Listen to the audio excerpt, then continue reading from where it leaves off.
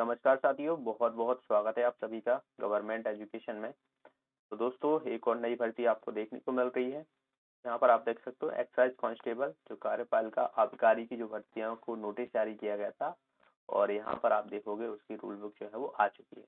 तो मैं आपको रूल बुक में पोस्ट बता देता हूँ और क्या कैसी क्वालिफिकेशन है, बाकी जो फिजिकल है वो यहाँ पर क्या कैसा रहेगा वो भी आपको देखने को मिलेगा। इसमें देखिए, आपका जो पेपर है वो तो सीधा सीधा सा जो है वो फरवरी माह में होगा, 20 फरवरी 2023 को, और परीक्षा भरने की तिथि जो रहेगी 10/12 से लेकर 24 फरवरी तक रहेगी। अगर आप संशोधन करना चाहते हो तो 29 तारीख तक जो है वो संशोधन कर पाओगे दिसंबर माह में। ठीक है, बाकी ये पेपर है। अब इसमें देखिए, आपको फिजिकल होगा या क्वालिफिकेशन वगैरह क्या मांगी गई है वो हम देखते चलते हैं, क्योंकि वो इम्पोर्टेंट है आपके एग्जाम में एलिजिबिलिटी के लिए।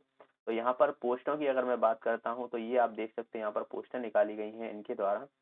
तो पोस्ट तो कम है, करीबन आप देखिए 50 तो ये हैं, और जो बैकलॉग सीधी भर्तियां हैं 149 ये हैं। तो 200 के पोस्ट हैं करीबन, हमें देखने को मिल रही हैं 200 पोस्ट हैं।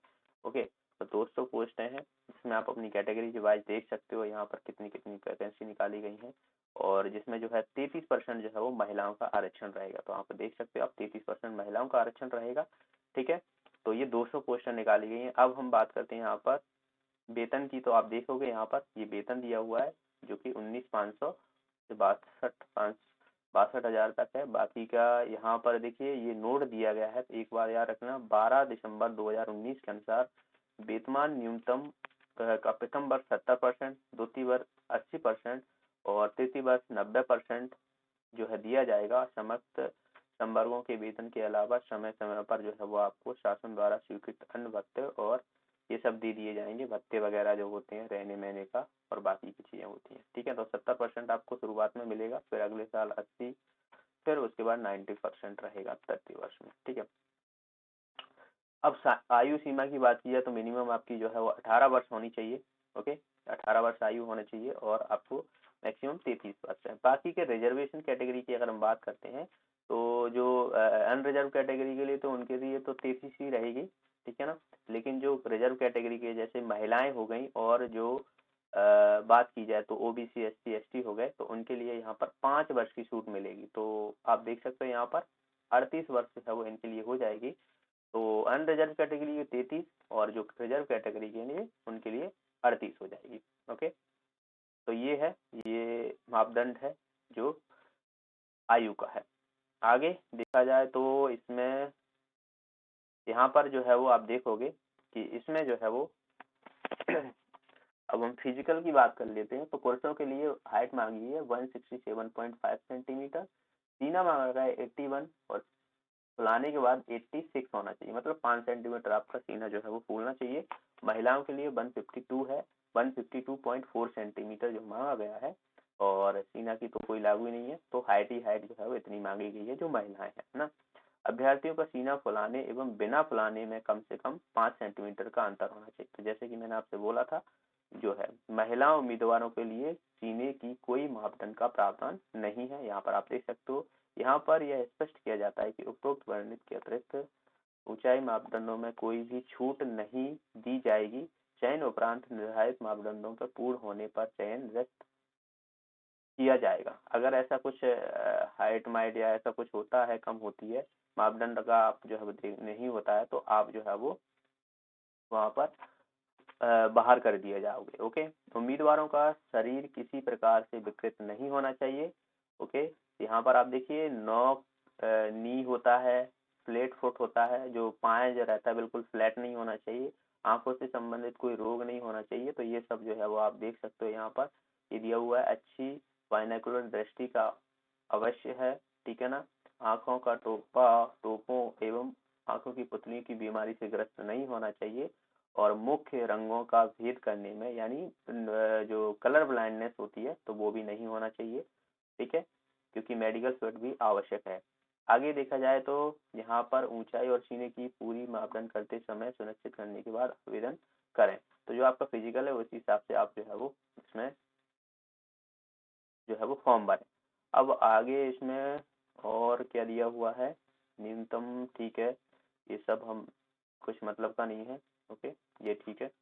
अब इसमें देखिए आपकी क्वालिफिकेशन जो है वो 12 मांगी गई है, 12th भी मांगी गई है, बस उसके समकक्ष आपके पास होना चाहिए बस, बाकी और कुछ ऐसा नहीं है। ठीक है, यहाँ पर एक चीज लिखी है कि समिति अपने विवेकानुसार ऐसे विद्यार्थियों को भी परीक्षा में चयन सम्मिलित कर सकेगी जो अन्यथा अहरत हो, किंतु जिन्होंने ऐसे विदेशी विद्यालय से उपाधियां प्राप्त की हैं जो कि सरकार द्वारा विनिर्दिष्ट रूप से मान्यता प्राप्त ना हो। ओके, तो ये तो अलग है, तो ऐसा तो आपको ही होगा ना, 12 तो सब कर ही रहते हैं, 10+2 आपने सबने किया होगा। ओके, ये सब चीजें हैं। आगे इसमें देखिए यहाँ पर जो पेपर है वो आपका सामान्य ज्ञान और तात्विक ज्ञान 40 नंबर का रहने वाला है, बौद्धिक क्षमता और मानसिक अभिरुचि 30 नंबर की रहने वाली है, और जो विज्ञान और सरल अंकगणित रहेगा वो 30 नंबर का रहने वाला है। तो टोटल मिला के जो है वो आपको 100 नंबर का पेपर रहेगा। लिखित परीक्षा में प्राप्त अंकों के आधार पर मंडल द्वारा प्रत्येक संवर्ग के लिए पृथक पृथक मेरिट सूची प्रतीक्षा सूची सहित बनाई जाकर आबकारी नियुक्तियों को उपलब्ध कराई जाएगी। ओके, तो ये सब चीजें होनी की है, तो ये छोड़ो, इसको कुछ मतलब नहीं है, ये मेरिट वगैरह की बात की गई है उन्होंने, तो सिलेक्शन आपकी मेरिट के आधार पर ही होगा, जो आपका प्रोसेस रहता है जीडी कांस्टेबल में, वही सब चीजें। ठीक है, एक चीज मैं यहाँ पर नोटिस कर रहा हूँ, अभी तक फिजिकल का कोई भी रनिंग का ऐसा कुछ जो है वो अभी देखने को नहीं मिल रहा है। आगे देखते हैं अगर ऐसा कुछ होता है तो, क्योंकि अगर फिजिकल है तो जाहिर सी बात है, आप समझ सकते हो कि 2 महीने बाद पेपर है ना, जनवरी फरवरी में तो पेपर ही है, तो 3 महीने मान सकते हो, और उसके बाद फिजिकल भी अगर होता है इसमें, तो यहाँ पर देखिए प्रतिशुल्क समय की पात्रता, ठीक है ना, ये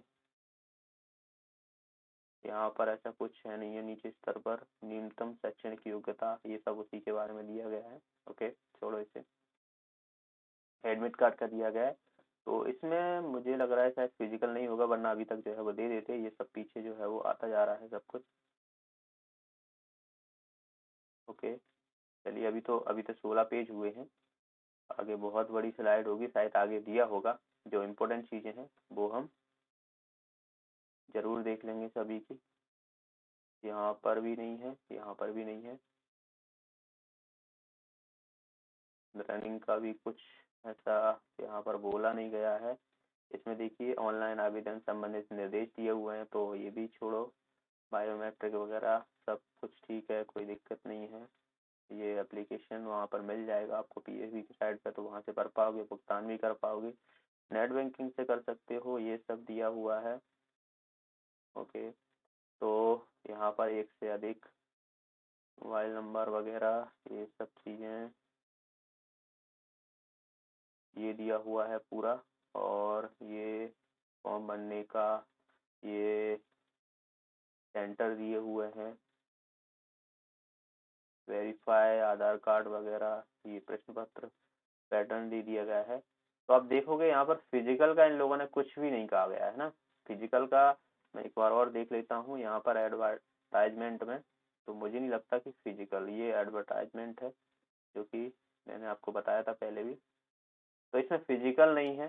ठीक है ना, सीधा सीधा सा आपको जो है वो पेपर देने को मिलेगा, और आपको जो है वो वहाँ पर सीधा ज्वाइनिंग हो जाएगी, तो इसीलिए शायद इन लोगों ने जल्दी जो है वो आपको ये देखने को मिल गया, क्योंकि इसमें फिजिकल नहीं है, फिजिकल आपको देने को नहीं, मतलब है ही नहीं इसमें, तो सीधा आपको पेपर देना है, और एक ही पेपर देना है, और उसके आधार पर जो है वो आपको मेरिट लिस्ट देखने को मिलेगी।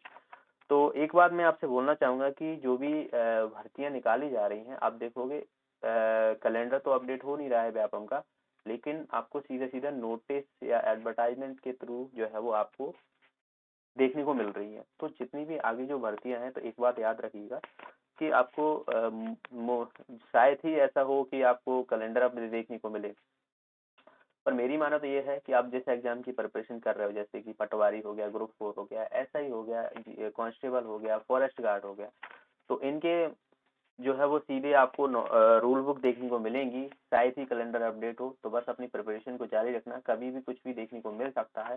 ठीक है ना, आपने देखा कि अभी हाल ही में 1 मंथ के अंदर 2-3 नोटिफिकेशन देखने को मिल गए यहाँ पे, है ना, तो वही है, दिसंबर में कुछ देखने को मिल जाएंगे, पता पड़ा जनवरी में पटवारी का हो गया, फॉरेस्ट गार्ड का हो गया, और अन्य जो भर्तियां हैं वो भी। अब तो रास्ता भी साफ हो गया है, 27% का जो है वो ओबीसी का बोल दिया गया है, न्यूज में आपने देखा होगा, मैंने पोस्ट भी डाली थी उसकी, ओके, तो ऑल द बेस्ट, आप सभी लोग अच्छे से तैयारी कीजिए और कोशिश कीजिए कि आपका अच्छी जगह सिलेक्शन हो, जो आप चाहते हो वो आपको मिले।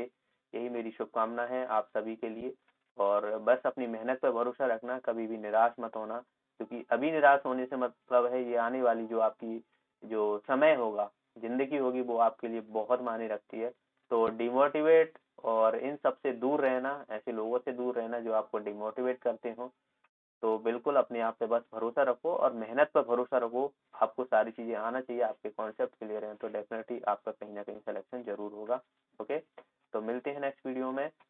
तब तक के लिए वीडियो को लाइक कर दीजिएगा, शेयर कर दीजिएगा और चैनल को सब्सक्राइब कर लेना। तब तक के लिए बहुत बहुत धन्यवाद।